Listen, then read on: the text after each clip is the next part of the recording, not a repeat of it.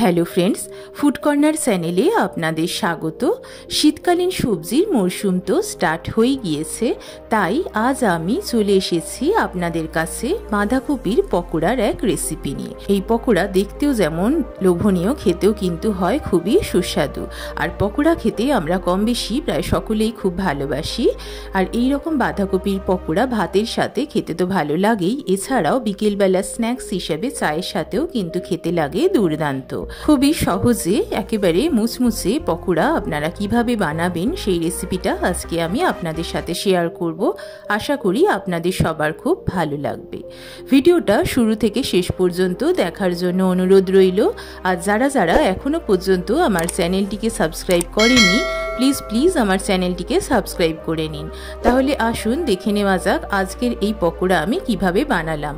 বাঁধাকপির পকোড়া বানানোর জন্য যে যে উপকরণগুলো আমি নিয়েছি সেগুলো হলো বাঁধাকপি। এখানে কিছুটা বাঁধাকপি আমি লম্বা লম্বা করে কুচি করে নিয়েছি এবং ভালো করে ধুয়ে নিয়েছি। তার মধ্যে একটা মিডিয়াম সাইজের পেঁয়াজ লম্বা লম্বা কুচি কুচি করে কেটে নিয়েছি, একটা কাঁচা লঙ্কা কুচি কুচি করে কেটে নিয়েছি, কিছু মশলা নিয়েছি 1 টেবিল স্পুন হলুদ গুঁড়ো, লঙ্কা গুঁড়ো 1 টেবিল স্পুন জিরে গুঁড়ো এবং লবণ স্বাদ মতন। আর দিয়ে দেবো এখানে মেজারমেন্ট কাপের হাফ কাপ বেসন। এবারে সমস্ত উপকরণ খুব ভালোভাবে হাতের সাহায্যে মাখিয়ে নিতে হবে।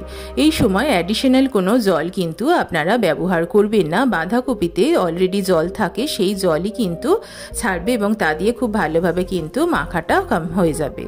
দেখুন মাখা খুব ভালোভাবে হয়ে গিয়েছে, বাঁধাকপি থেকে কিন্তু জল ছেড়ে দিয়েছে। এবারে একটা ঢাকনা চাপা দিয়ে দেব এবং 10 মিনিটের জন্য একটু রেস্টে রেখে দেব। অন্যদিকে একটা ফ্রাইং প্যান নিয়ে নিয়েছি এবং প্যান গরম হলে তার মধ্যে রিফাইন অয়েল কিছুটা দিয়ে দেব এবং গরম হতে দেব। এদিকে 10 মিনিট হয়ে গিয়েছে। আর একটু বাঁধাকপিগুলো 2 থেকে 3 মিনিট খুব ভালোভাবে একটু মাখিয়ে নেব, তাতে কিন্তু পকোড়াগুলো খুব ভালো ক্রিস্পি হবে। এবারে আমরা পেঁয়াজি যেরকম ভাবে করি ঠিক সেই রকম ভাবে অল্প অল্প করে নিয়ে নিতে হবে, ঠিক এইভাবে নিয়ে নিতে হবে এবং তেলের মধ্যে একে একে ছেড়ে দিতে হবে। গ্যাসের ফ্লেমটা মিডিয়াম রেখে পকোড়াগুলো ভেজে নেব।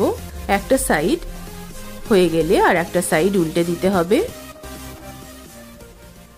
পকোড়াগুলো গোল্ডেন ব্রাউন হওয়া পর্যন্ত ফ্রাই করব।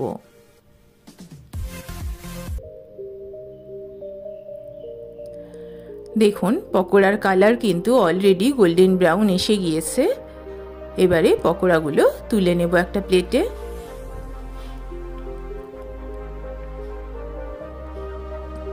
বাকি পকোড়াগুলো কিন্তু একই রকম ভাবে ভেজে নিতে হবে।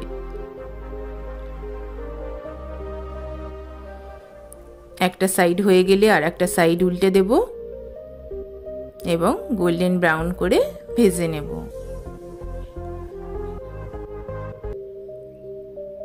ভাজা হয়ে গিয়েছে, প্লেটের মধ্যে তুলে নেব।